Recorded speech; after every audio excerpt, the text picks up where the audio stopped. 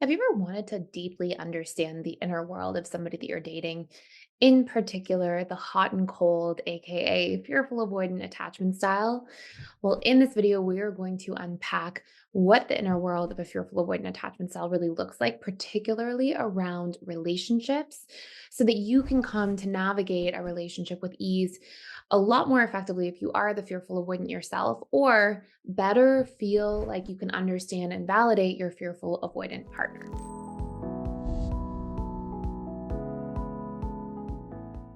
So, if you're not already familiar with what fearful avoidant attachment style actually is, our fearful avoidant attachment style is generally the person who's most hot and cold in relationships. They're one of four major attachment styles. We have the securely attached style, who statistically does the best in relationships in terms of longevity, but also happiness and fulfillment from relationships. Then we have three insecure types: the anxious preoccupied, who tends to really deeply fear abandonment; the fearful avoidant, who's very hot and cold. They fear abandonment, but they also fear being trapped in a relationship or overwhelmed or engulfed.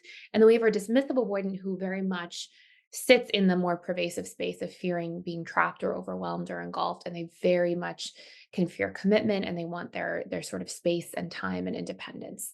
So in this video, since we're covering the fearful avoidant, we are going to talk about five key things that really impact the fearful avoidance inner world. If you are the fearful avoidant listening to this, this can help you better understand yourself so that you can navigate your own relationship life better and have more understanding and compassion for yourself as a result.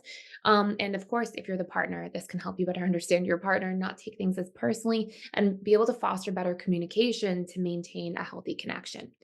So there's a few things that tend to be really valuable to understand. Number one, a fearful avoidant when it comes to their inner world, part of why you see their external world as being very hot and cold, very push pull, is because the big feature of the fearful avoidance internal world is that when it comes to relationships, they yearn for a relationship, they yearn for closeness, and they fear it at the same time. It's like they have conflicting ideas about the same thing. And what this does is it causes them to be in this chronic, pervasive push pull dynamic within themselves. One day they may feel confident about a relationship. Another day, even for something as small as like hearing that their friend's relationship went through something painful, or hearing about their friend get cheated on or harmed in some way emotionally by a relationship, that can kind of cause them to spiral more than you may even be recognizing consciously, if you are fearful avoidant, into a space where you start doubting all relationships, all people. Can you really trust it all? Is everybody going to end up hurting you? And there can be a lot of fear in relationships. And part of what's happening is it represents unresolved pain from past experiences that got stored subconsciously. And usually, either you were personally very hurt by one of your caregivers, or both of your caregivers. Maybe instead you felt like there was just fighting and chaos in your home. But for whatever reason, you saw love as something that had really good moments, but also really hard and maybe even really scary moments. And that creates, because of your subconscious programming and because our subconscious mind literally sees the world through the lens of our subconscious mind. All these past experiences we have, our subconscious basically, in a sense, projects onto the future.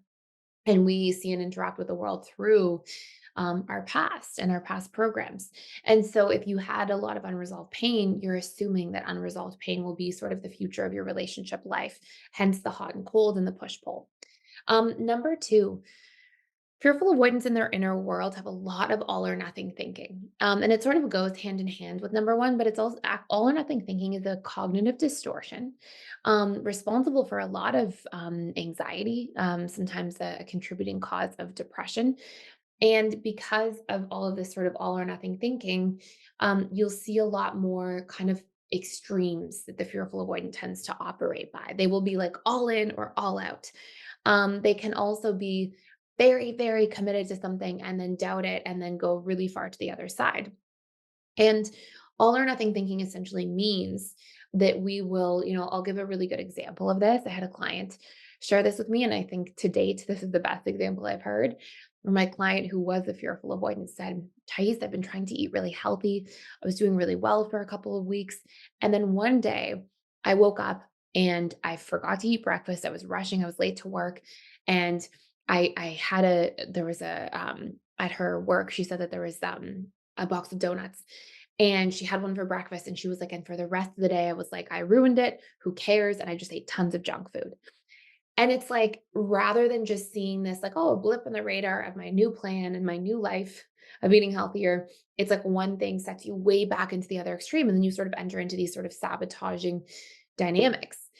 And because of that, it can be really, really difficult when you apply that to relationships. Of course, that's in like the physical health area of life, but what about relationships? What about with money if we have these types of all or nothing thinking patterns? What about with, friendships or family relationships, or with, other commitments that we make, maybe in our career? So those all or nothing thinking patterns can actually be really challenging, especially when it comes to having staying power, being able to weather the storms of life sometimes and buckle down and work through something. And oftentimes we'll see fearful avoidance in this all or nothing thinking pattern have too strong of a flight response where they feel like they need to just jet out of there, leave. If something's not going well, kind of sabotage again. And it can cause you to keep having to start over. So important to pay attention to, and also important to understand if you're a loved one of the fearful avoidant, like, hey, encourage the fearful avoidant to communicate about their needs, encourage the fearful avoidant to talk things through. And if you get good habits in your relationship like that, you're more likely to be able to work through things together. Number three, fearful avoidants have extremely high expectations of themselves. And part of this comes from a deep core wound of feeling unworthy. So fearful avoidants are constantly trying to basically overcompensate by earning their worth. And it's not necessarily the way that you would see with like when you think of like overcompensation. I don't know, for me, the first thing that comes to mind is like a narcissist and the grandiosity. When you think of overcompensating and how they're always having to say how great they are, and you know that deep down it's coming from this kind of place of woundedness and shame that they're overcompensating for. I don't mean like that. I mean that fearful avoidance generally feel like to earn like love, to earn a sense of acceptance, to earn a sense of being able to fit in, they have to do more than the average person and show up more than the average person in order to gain those things. And so, the way it would look is that fearful avoidance, give, give, give in friendships and are afraid to receive too much because they're afraid that they're going to be a burden or that they're not going to be giving more than they receive. And it's almost like having this I give more than I receive upper hand in their relationships makes them feel like they won't be abandoned, makes them feel like they won't be um taken for granted or excluded in some sort of way. And the hard part of that for a fearful avoidant is that sometimes those very things that you do when you abandon yourself are more likely to subconsciously create a dynamic where you feel taken advantage of, right? So we'll come back to that maybe in another video. I have lots of videos about that on this channel, but um, there's a lot of like internal pressure and expectation fearful avoidants put on themselves, particularly in their relationships. And so this can cause them to feel triggered by other people's expectations, but also feel more easily engulfed and overwhelmed at a deep level as well. Point number four, and again, these are sort of like the surprising parts of the fearful avoidance in our world that often go unnoticed by others. Fearful avoidance struggle to receive. It sort of goes hand in hand with point number three, but they can really struggle to accept things from other people, whether it's a compliment, whether it is an act of kindness, whether it is an act of service, that's a love language, like somebody cooking dinner. They tend to be able to receive a little bit, but generally the feeling of guilt is the dominant feeling for a lot of fearful avoidance when they receive things from others, and a little bit of the feeling of fear. So rather than receiving and being like grateful, unless they do something that they worked really hard for and receive something for, like a paycheck when they've been, working extremely hard, if it's a favor, if it's an act of kindness, if it's support, they actually usually feel guilt and fear rather than appreciation or warmth or love. And this, if you are a fearful avoidant, is something so important to work through because it will always keep you in a track of feeling like you have one-way relationships. I actually have a course that you can dig into around that. By the way, you can check out for free, fully free for a limited time. I'll put it in the description box below, but it's called the Emotional Mastery and Belief Reprogramming course. And you can work on actually reconditioning, reprogramming at a subconscious level these fears of receiving, these fears of being unworthy or a burden if you receive. And you can really knock out a lot of those things quite quickly. So you can actually have two-way relationships as a result, which is extremely important. to be able to have, and it will make your relationships more sustainable.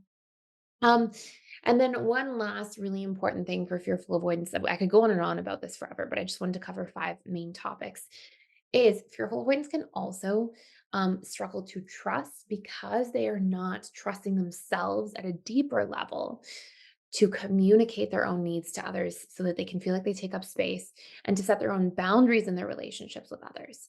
And so sometimes fearful avoidance from this space of like trying to please and earn that worth and earn love will put themselves in a position where they kind of don't put enough um essentially they don't put enough of this um safety into their own lives, is like the way I would describe it. There's this lack of like supporting themselves to feel safe and comfortable, because you will always feel chronically unsafe if you're never setting your boundaries with people, because it's like the world can do what it wants with you.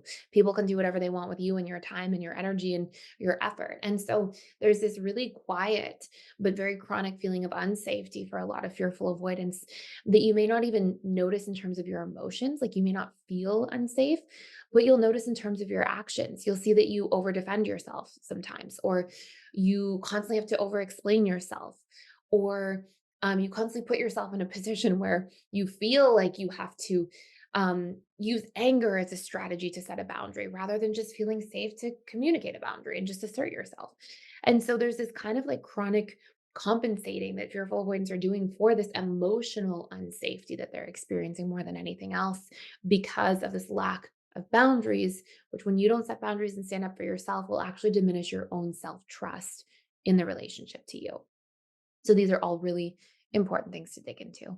I could go on and on about this. If you want a part two, let me know in the comments down below.